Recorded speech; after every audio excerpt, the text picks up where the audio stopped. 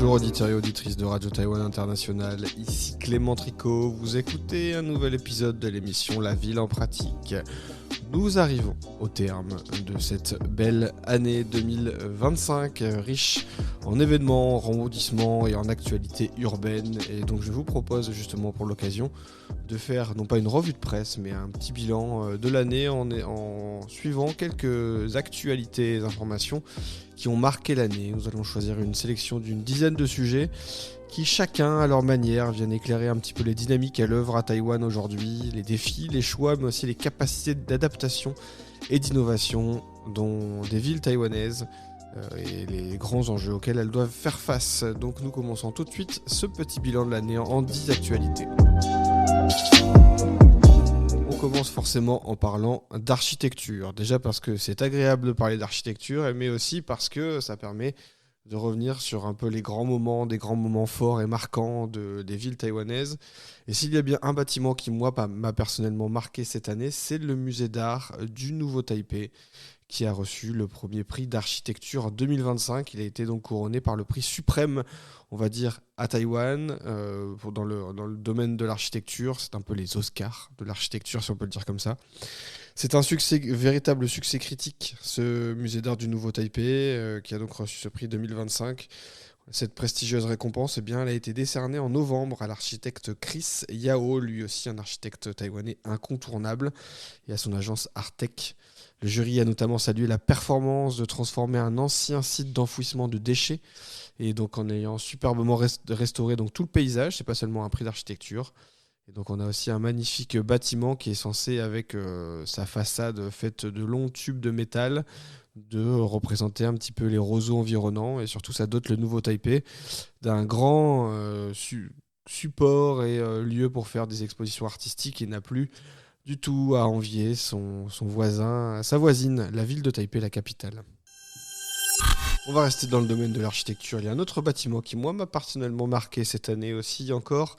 On le doit à Kelgokuma, qui a signé là aussi un musée qui fait la belle part à un jardin à Taïwan. C'est un musée à Taichung, donc dans le centre du pays, qui a donc été réalisé par ce japonais avec un toit en bois aux formes sinueuses qui fait office de jardin.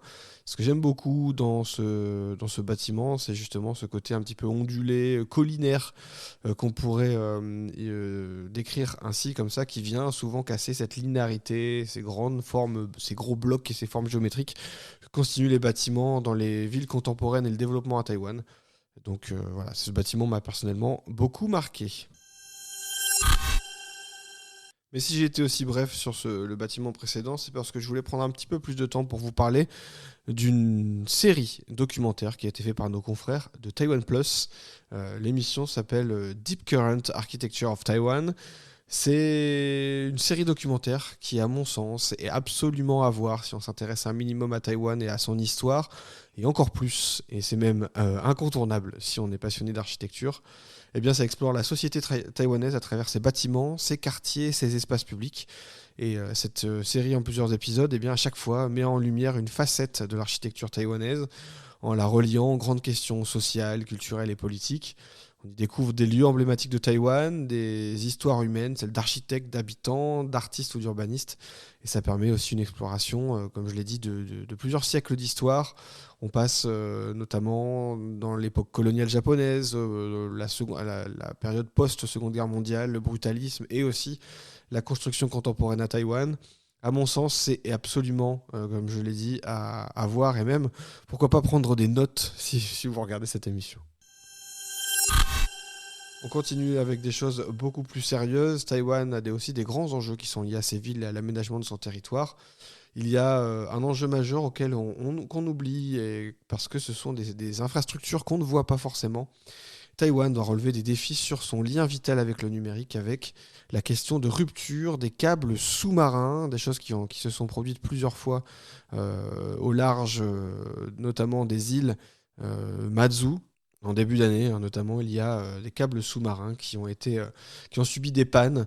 Alors, difficile exactement de dire qui sont les responsables de ces ruptures de ligne, mais en tout cas, ça montre l'importance de ces câbles sous-marins dans les communications numériques et l'importance stratégique de ces infrastructures et qui se produisent dû parfois aux activités de pêche commerciale et aux ancres. Tandis qu'il y a aussi des causes comme l'usure et les défaillances d'équipements et des catastrophes naturelles qui peuvent conduire à ces ruptures. Eh bien, il peut y avoir effectivement aussi des activités clandestines de navires qui vont venir détruire ces infrastructures qui peuvent causer à la fois des problèmes courants avec le manque de numérique pour la vie quotidienne et le développement économique, mais aussi cette infrastructure a bien évidemment un enjeu économique et stratégique dans le cas d'un conflit militaire, et donc c'est un des grands enjeux de l'actualité taïwanaise. Puisqu'on parle d'infrastructure, un enjeu beaucoup moins important, mais une question plus de terre à terre en lien avec la vie quotidienne. Cette année, il y a eu une polémique autour de la destruction du rond-point de Gongguan, en plein cœur de la capitale. C'est en plein centre un carrefour majeur du centre-ville, et c'est aussi un lieu d'accident régulièrement fréquent. Eh bien, depuis des années, c'est vu comme un point noir de la sécurité routière de la capitale. C'est pourquoi Taipei engage des travaux démarrés durant le mois de septembre pour le remplacer. Et ça a fait beaucoup de bruit, ça a fait couler beaucoup d'encre avec des personnes qui étaient là pour défendre clairement ce qui était fait, mais aussi pour critiquer les choix de la municipalité pour les futurs aménagements, notamment critiquer les feux de signalisation ou le fait de combler une voie de bus souterraine. Eh bien, des critiques qui sont restées vives puisque les travaux se déroulent. Mais en tout cas, voilà, ça montre que parfois les habitants peuvent aussi être très très dans le désaccord avec des transformations urbaines dans des axes majeurs. C'est l'un on va dire, des projets urbains les plus importants à l'échelle de Taïwan. Je parle de l'Aérotropolis à Taoyuan, un projet qui se base, on en a parlé plusieurs fois dans l'émission, sur le développement urbain de grands quartiers, d'énormes superficies autour du développement de l'aéroport international de Taoyuan. C'est bien évidemment la porte d'entrée dans le pays, puis au-delà des transports maritimes, mais la plupart des personnes qui rentrent à Taïwan viennent bien évidemment en avion et donc arrivent à Taoyuan, et donc la super municipalité veut développer son immense projet là-dessus. Il y a encore eu des forums cette année, des rencontres autour de ça et qui ont mis en avant l'importance du développement de cet immense projet urbain. Reste à savoir si c'est un projet plus de business, de développement, on va dire, économique, plus qu'un projet de développement urbain cohérent en lien avec des besoins sociaux et environnementaux. Ça, je vous laisse seul juge. Reste que ce projet reste l'un des projets majeurs à Taïwan. On ne pouvait pas ne pas en parler si on fait un point d'actu sur ce qui se passe cette année. On va passer aussi à une autre chose, je vous conseille un podcast. Je vous avais parlé d'un podcast cette année sur les exercices militaires qui peuvent avoir lieu à Taïwan assez régulièrement. Donc voilà, cette année, il y a un podcast qui revenait là-dessus, c'est le Taïwanologie, qui parlait justement de cette notion et de cette importance pour des exercices militaires qui peuvent avoir lieu tous les ans à Taïwan, l'importance aussi pour la société civile d'être prête en cas de conflit militaire, notamment avec le voisin chinois, ou en cas de tentative d'invasion. Eh bien, Commonwealth Magazine avait justement discuté avec des journalistes de guerre et des experts pour essayer de réfléchir à cette question. C'est un gros enjeu urbain qui nécessite une implication des citoyens et puis aussi une vraie maîtrise des infrastructures. Donc ça me semblait évident dans une situation comme à Taïwan de l'évoquer. Future City nous avait aussi gâté d'un article sur la ville du quart d'heure. Vous le savez, c'est un concept très à la mode, parfois un concept plus branding commercial qu'autre chose, mais l'idée est belle et porte aussi des belles valeurs de développement urbain, celle d'avoir une ville proche, résumée en 15 minutes de trajet, que ce soit à pied ou à vélo, avec un maximum de services autour de son domicile. Je vous invite à relire cet article puisque les villes taïwanaises, voilà, les municipalités essayent de mettre en avant ce concept et de s'en imprégner pour essayer de faire du développement urbain.